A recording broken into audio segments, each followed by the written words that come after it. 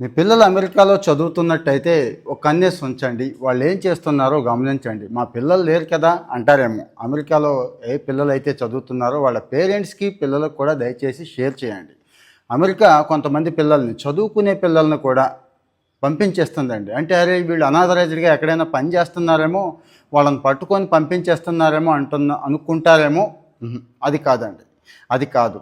America అధ్యక్షుడు already చెప్పేశాడు.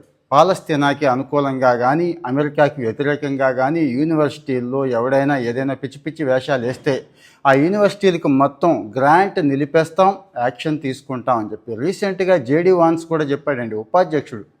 H1Bలు green కార్డులు కూడా ఏమీ గ్యారంటీ లేదు. మీరు అమెరికాకి వ్యతిరేకంగా అంటే అమెరికా ప్రయోజనాలకు వ్యతిరేకంగా ఎవడు ప్రయత్నించినా కానీ వాడిని కూడా పంపేస్తామని చెప్పారండి. రీసెంట్గా జరిగిన సంఘటన చెప్తున్నాను. ఒక పాపని కొలంబియా యూనివర్సిటీలో అర్బన్ ప్లానింగ్, కొలంబియా యూనివర్సిటీ అంటే ఎంత ఫేమస్ అండి, అర్బన్ ప్లానింగ్ ఎంత మంచి కోర్స్ అండి, ఎంత కష్టపడి ఉంటుంది, ఎంత ఖర్చు పెట్టి శ్రమ టోర్చి వెళ్ళుంటుంది కదా అక్కడికి.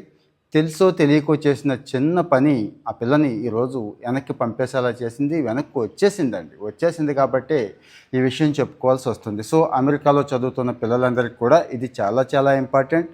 అసలు విషయం చెప్తాను. రంజని శ్రీనివాసన్ ఇండియా అమ్మాయే, కొలంబియాలో సీటు సంపాదించుకుంది, హాయిగా చదువుకుంటుంది. ఎందుకు అనిపించిందో ఆ అమ్మాయికి అనిపించిందో, పక్కవాడు ఏమైనా ఎగేశాడో లేకపోతే ఊపొచ్చిందో తెలియదు కానీ ఈ మధ్య పాలస్తీనాకి అనుకూలంగా అంటే హమాస్కి అనుకూలంగా, హమాస్ అనేది ఒక ఉగ్రవాద సంస్థ, ఇజ్రాయెల్కేమో ఒక రకంగా వ్యతిరేకంగా. ఇజ్రాయెల్ అంటే అమెరికాకేమో చాలా ప్రేమ ఎక్కువ, యూదులంటే ఇంకా ప్రేమ ఎక్కువ. మరి యూదుల జోలికి ఎవరైనా వెళితే ఊరుకోరు. పైపెచ్చు జరుగుతోంది ఎక్కడో పొరుగు దేశంలో అయితేనే అమెరికా ఊరుకోదు.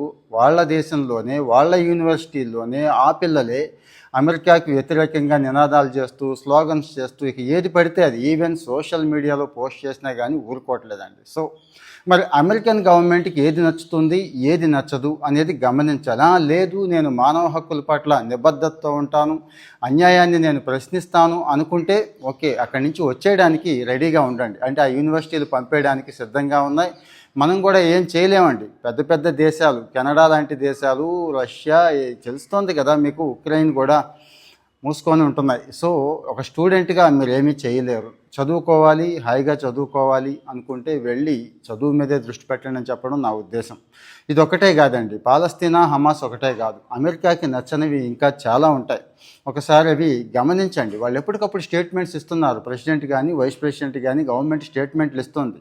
ఈ రకమైన యాక్టివిటీస్లోకి వెళ్ళొద్దని అమెరికాలో చదువుతున్న మన తెలుగు పిల్లలందరికీ సలహా షేర్ చేయండి.